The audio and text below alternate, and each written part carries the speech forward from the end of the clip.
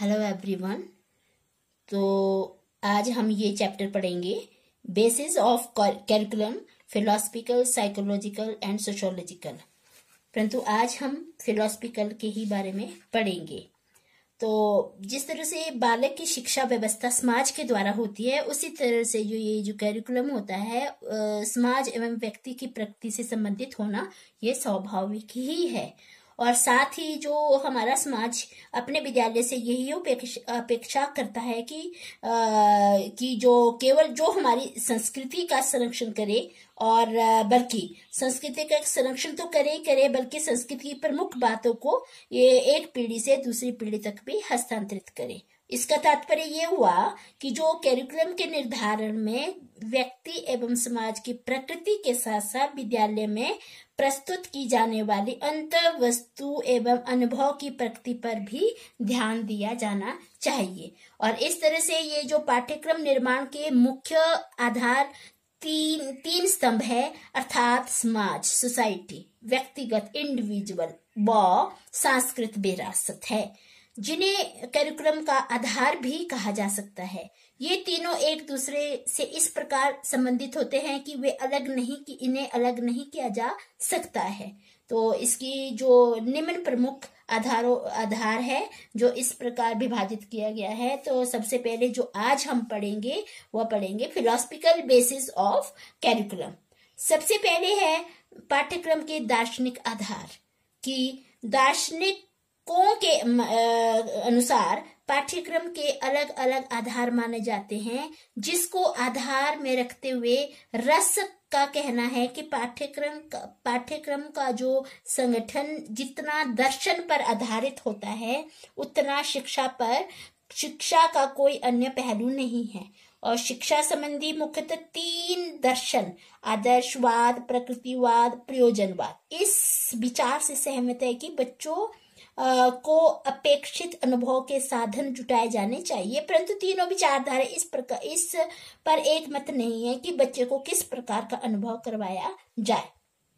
तो यहाँ पे H.D. जॉनसन ने अपनी पुस्तक फाउंडेशंस ऑफ करिकुलम में दर्शन शास्त्र को जीवन की आधारभूत समस्याओं के समाधान हेतु अध्ययन योग्य विषय के रूप में परिभाषित किया है। और अतः ये जो दर्शन तथा जिसका संबंध जीवन बोध एवं मूल्य से है, पाठ्यक्रम का एक मुख्य आधार भी है। और पाठ्यक्रम का संगठन शिक्षा के उद्देश्य को प्राप्त करने के लिए किया जाता है, और शिक्षा के उद्देश्य हमें दर्शन द्वारा ही प्राप्त होते हैं। अतः जो किसी विषय विशेष की उपयोगिता और अनुपयोगिता भी समाज व व्यक्ति के दर्शन आधार पर ही निश्चित किया जाना चाहिए। यहाँ पे महान दार्शनिक प्लेटो ने कहानियों को न पढ़ाने की वकालत की है, क्योंकि वह छात्रों को सत्य और केवल सत्य से परिचित कराना चाहते थे। परंतु दूसरी तरफ जो शिक्षा शास्त्री मैडम मारिया है मॉन्टेसरी ने कहानियों को बहुत ही उपयोगी बताया है। तो यहाँ पे दार्शनिक आधार पर प्रमुख विचारधारा इस प्रकार है। आइडियलिज्म, पहला पॉइंट है आइडियलिज्म। फिलोसफिकल का पहला है आइडियलिज्म, आदर्शवाद पाठ्यक्रम में अनेक क्रिया विधियों तथा विश्लेषण पद्धतियों को ध्यान में रखते हुए अनेक सांस्कृतिक गतिविधियों को जगह देना चाहते हैं। और इतिहास की शिक्षा मनुष्य के लिए महत्वपूर्ण है। उन सबको पाठ्यक्रम में स्थान दिया जाना चाहिए। उसके अनुसार शिक्षा का उद्देश्य क्या है? सत्यम, शिवम, सुंदरम के आदर्शों को प्राप्त करना है। इसीलिए पाठ्यक्रम में उन सब विषयों को स्थान दिया जाना चाहिए जो इन मूल्यों की ओर ले जाता है। तो मनुष्य की प्रमुख क्रियाएं बौद्धिक, कलात्मक और नैतिक है। बौद्धिक क्रियाओं के लिए पाठ्यक्रम में भाषा, साहित्य, इतिहास, भूगोल, गणित, विज्ञान को स्थान दिया जाता है। और कलात्मक अथवा सौंदर्यात्मक क्रियाओं के लिए कला और कविता का अध्ययन आवश्यक है। और नैतिक क्रियाओं के लिए पाठ्यक्रम में धर्म, नीति शास्त्र, अध्यात्म शास्त्र आदि का अध्ययन सम्मिलित किया जाना चाहिए। तो यहाँ पे शिक्षा दार्शनिक जेम्स रॉस के ने उनके शब्दों में मनुष्य की क्रिया को दो वर्गों में बांटा है, भौतिक क्रियाएं और आध्यात्मिक क्रिया। भौतिक क्रियाओं में शरीर की देखभाल और शारीरिक कुशलताएं सम्मिलित है और इसीलिए शिक्षा में इनको स्थान दिया जाना चाहिए। इसके लिए शरीर शास्त्र, आरोग्य शास्त्र, व्यायाम इत्यादि का अध्ययन किया जाना चाहिए। और आध्यात्मिक क्रिया में बौद्धिक, नैतिक, सौंदर्यात्मक और धार्मिक क्रिया सम्मिलित है और इनके लिए इतिहास, भूगोल, विज्ञान, गणित, भाषा आदि बौद्धिक विषयों के अतिरिक्त नीति शास्त्र, ललित कलाओं और धर्म को पाठ्यक्रम में स्थान मिलना चाहिए। तो उसके बाद जो हर्बर्ट का जो कैरिकुलम है, उन्होंने विज्ञान को शामिल नहीं करता है। उसका विचार है कि साहित्य और इतिहास की शिक्षा मनुष्य के आध्यात्मिक विकास के लिए जितनी उपयोगी है उतनी महत्वपूर्ण विज्ञान की शिक्षा नहीं है और इसीलिए उनके पाठ्यक्रम में साहित्य, इतिहास, कविता, संगीत तथा कला को प्रमुख स्थान दिया जाना चाहिए। और आदर्शवाद के अनुसार पाठ्यक्रम में साहित्य, कला, संगीत, भाषाएं, भूगोल, इतिहास, विज्ञान तथा गणित रखे जाने चाहिए।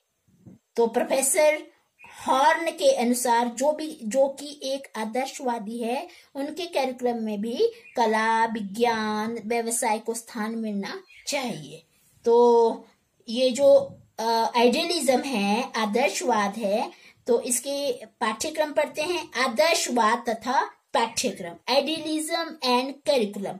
जो ये आदर्शवादी इस बात का आग्रह करते हैं कि साहित्य, कला, धर्म, नैतिकता आदि के अध्ययन पर बल दिया जाना चाहिए। और प्लेटो के शब्दों में उनका मत है कि जो पाठ्यक्रम में संभव विषय सम्मिलित करने में से सत्य, सौंदर्य और नैतिकता प्राप्त करने में सहायता मिलती है। तो पहला क्या है, जो विभिन्न क्रिया को विकसित करने के निम्नलिखित विषय पढ़ाए जाने चाहिए। और वो कौन कौन से विषय है?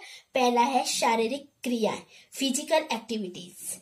यहाँ पे जो फिजिकल एक्टिविटीज में ये पाठ्यक्रम में होना चाहिए। इससे बौद्धिक, सौंदर्यात्मक और नैतिक शिक्षा की तरह शारीरिक शिक्षा भी होनी चाहिए। इसमें क्या होता है कि जो स्वास्थ्य और शारीरिक शिक्षा शारीरिक कुशलताओं को विकसित करती है और आदर्शवादी विभिन्न प्रकार की हस्तक्रियाओं तथा योग्यता का भी समर्थन करते हैं। ऐसी शारीरिक क्रिया होनी चाहिए। सेकंड आता है मॉरल एक्टिविटीज, नैतिक क्रियाएं। तो आदर्शवादी उनके करिकुलम में नैतिक क्रियाओं को धर्म और नैतिकता द्वारा विद्यार्थी में विकसित किया जाना चाहिए। थर्ड आता है मॉरल इम्पल्स, नैतिक प्रेरणा। तो इस तरह से पाठ्यक्रम में नैतिक प्रेरणा को कला तथा कविता द्वारा पैदा किया जा सकता है। और फोर्थ पॉइंट है इंटेलेक्चुअल एक्टिविटी। ये भी पाठ्यक्रम में होना चाहिए कि भाषा, साहित्य, इतिहास, भूगोल, गणित, विज्ञान के पढ़ाने से बौद्धिक क्रियाओं को उत्साह मिलता है। तो ये क्या था?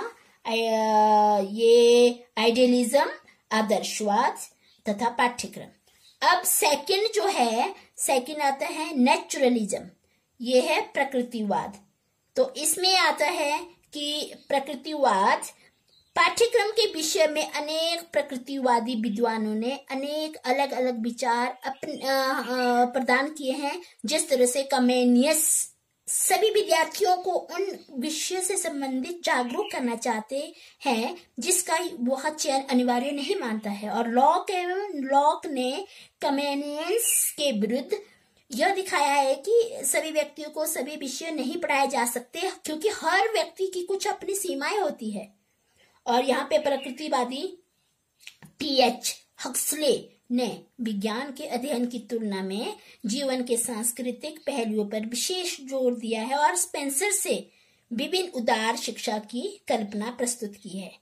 और यहाँ पे जो प्रकृतिवादी है, यह विचारधारा बालक की व्यक्तिगत इंडिविजुअलिटी पर बल देती है और इसके अनुसार बालक की व्यक्तिगतता यानी इंडिविजुअलिटी के स्वतंत्र विकास को शिक्षा का ध्येय माना गया है।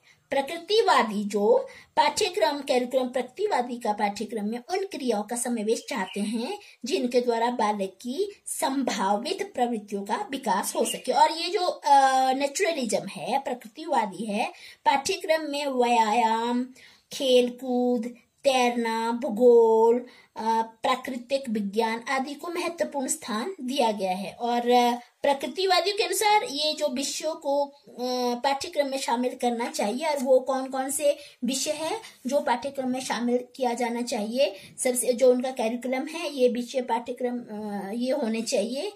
पहला जो है पॉइंट है इतिहास तथा सामाजिक अध्ययन, हिस्ट्री एंड सोशल स्टडीज। तो ये उनके पाठ्यक्रम में होना चाहिए। प्रकृतिवादी जाति के अतीत के अनुभव पर बल देते हैं, यानी इतिहास तथा सामाजिक अध्ययन को पाठ्यक्रम में शामिल किया जाना चाहिए। सेकंड आता है कि कृषि तथा बढ़ाई का काम, एग्रीकल्चर एंड कारपेंट्री। ये उनके कृषि तथा कारपेंट्री के काम को भी शामिल उनके पाठ्यक्रम में किया जाना चाहिए। ये ज्ञान और क्रियात्मक निर्णय से ज्ञान तथा क्रियात्मक निर्णय का विकास किया जा सकता है। थर्ड आता है परंपरागत विषय के लिए कोई स्थान नहीं, no place for traditional subject. तो इस तरह से प्रकृतिवादी का ये विचार है कि जो परंपरागत विषय आदतों कपटी समाज द्वारा पैदा किए जाने वाले पाठ्यक्रम को स्थान नहीं दिया जाना चाहिए। फोर्थ पॉइंट आता है शारीरिक शिक्षा तथा स्वास्थ्य प्रशिक्षण, physical education and health training. तो ये प्रकृतिवादी शारीरिक शिक्षा तथा स्वास्थ्य प्रशिक्षण की सिफारिश करते हैं, और वह परंतु यह क्रिया क्या है, ऋणात्मक है।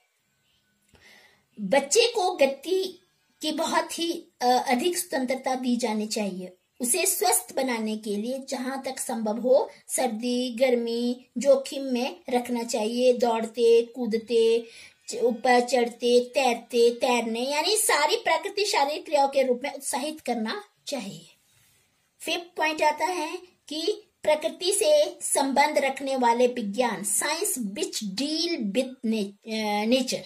यहाँ पे क्या है कि आदर्शवादी मानवतावादी विषयों के अध्ययन पर बल देते हैं, परंतु जो प्रकृतिवादी है वो रुचि के विषय जिनका संबंध प्रकृति के साथ है, जिस तरह से भौतिक विज्ञान, रसायन विज्ञान, जीव विज्ञान, वनस्पति विज्ञान, ये क्या है, प्रकृति को समझने में सहायता देते हैं। 6 है नैतिक शिक्षा, मॉरल एजुकेशन। प्रकृतिवादी नैतिक शिक्षा को अनुभव का विषय समझता है। अब आता है 7 की उदार शिक्षा, लिबरल एजुकेशन। तो प्रकृतिवादी चाहते हैं कि वह उदार शिक्षा अर्थात संपूर्ण व्यक्तिगत विकास के लिए सभी मानवीय शक्तियों की स्वतंत्र उन्नति का प्रतीक है। और उसके बाद आता है 8 पॉइंट धार्मिक शिक्षा का स्थान, प्लेस ऑफ रिलीजियस एजुकेशन। तो यहाँ पे जो प्रकृतिवादी है धर्म या ईश्वर को भी कोई स्थान नहीं देता, क्योंकि इनकी वैज्ञानिक विषयों द्वारा व्याख्या नहीं हो सकती है।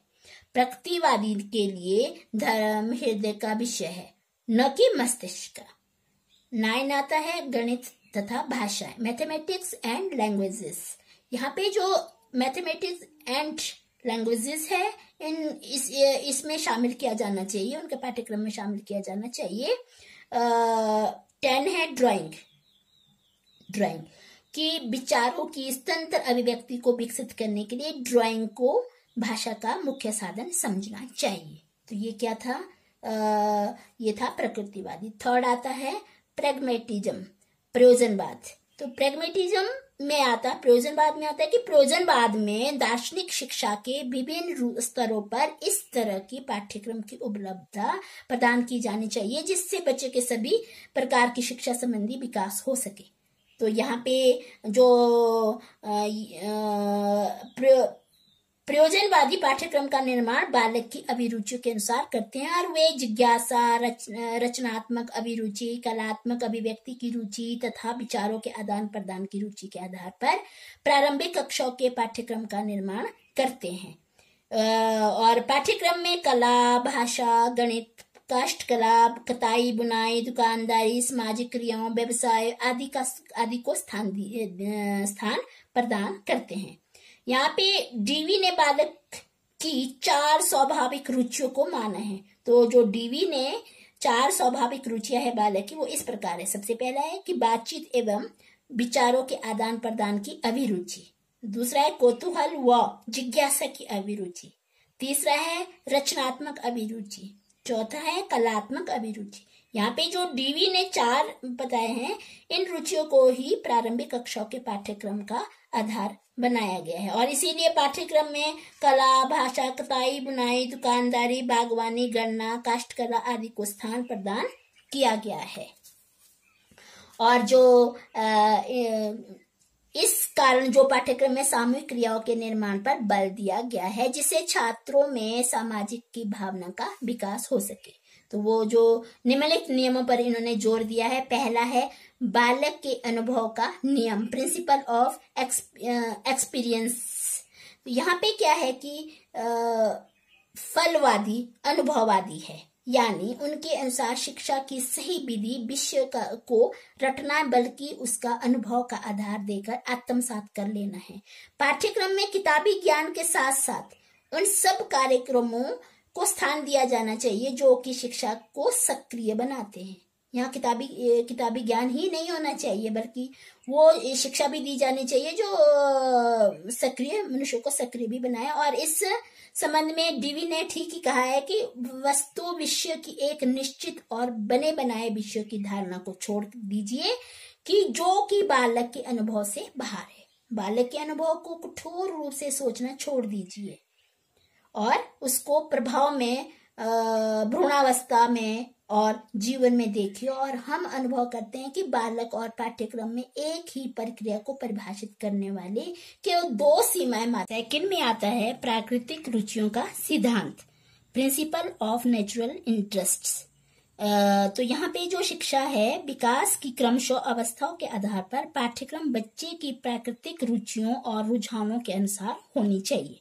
यहाँ पे जॉन डीवी के शब्दों में ये प्राकृतिक रुचियां प्राकृतिक साधन तथा अविनियोजित पूंजी है और जिस पर बच्चा क्या करता है वास्तविक विकास निर्भर करता है।